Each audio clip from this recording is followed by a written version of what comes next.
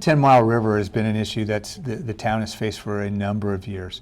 But the truth is 90% of the, and that's very rough order of magnitude, 90% of the river is actually owned by private residents. And we will, when we desire to go in and do some dredging, I think that's probably one of the first scenarios that and courses of action that we can take to help reduce some of this is to remove some of that sediment that's been built up in there for years. We're going to require, easements to be able to do that and coordinate with the private owners. I don't think that's going to be a problem. And I know Public Works and Mark Hollowell and the Board of Public Works all take this very seriously, and they're working very hard. But we've also, reached out to our congressmen, right, and our state represents both Representative Scanlon and Senator Feeney, and asked, hey, this is an important issue for us, right?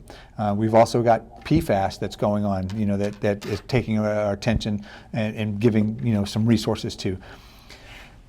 This is one that just doesn't go away, right? And it demands and requires, the attention of the town. And I think we've actually been very much discussed.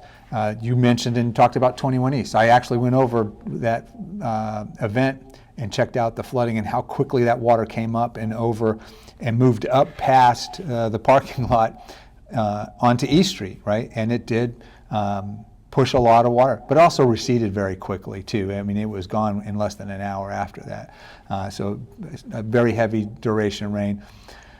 But the 10 Mile River, we've got to be able to start moving funds. And the congressman has supported us with $3 million worth of effort right now. The first $1.5 million went into design and engineering to look at all the aspects of that. So that's ongoing now. The second 1.5 tranche, we're going back and forth on how best to use that and where the money landed in congressional agencies. Right now it's in FEMA, and we're having discussions on how best to use that with FEMA and provide mitigation. But I do see that the 10 Mile River, with a 1-inch rainstorm does become problematic, and that the best way to do that is going to be dredging.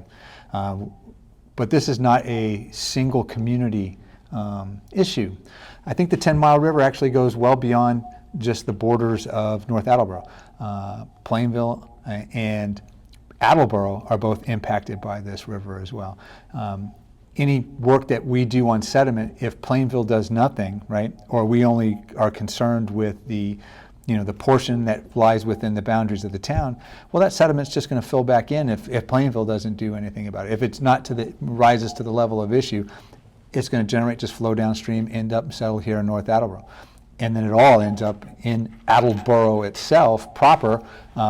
So I think, there needs to be an open dialogue and communication on a regional perspective, right? And this is where I think both Senator Feeney and Rep. Scanlon can, really put their shoulder to the wheel and help us move this forward and get traction on this.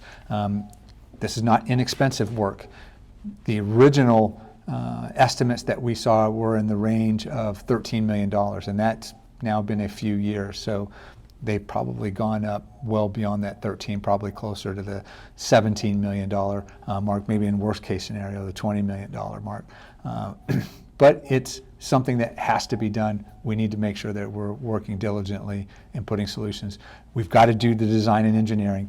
Very thankful for the congressman's support on that. That money has been provided. That's happening now. That's ongoing work, and we'll be able to do that. But in my discussions with Mark Hollowell, it's about sediment right now and getting that sediment out.